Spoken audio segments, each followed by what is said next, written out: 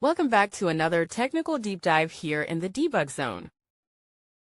Today we're tackling a big question and breaking it down with us from other users.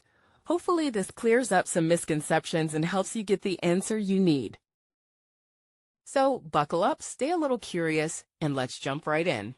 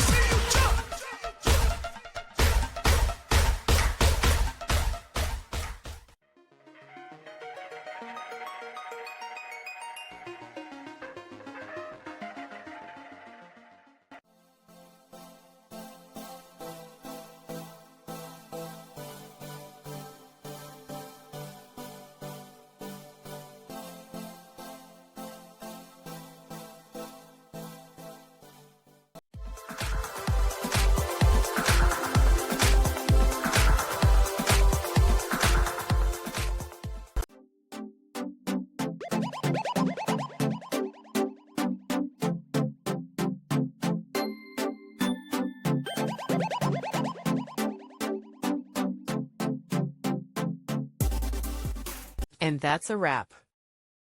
I hope you found the answer you were looking for. If you did, take a second to hit that subscribe button. It really helps out. And let me know in the comments which solution worked best for you. See you next time in the debug zone.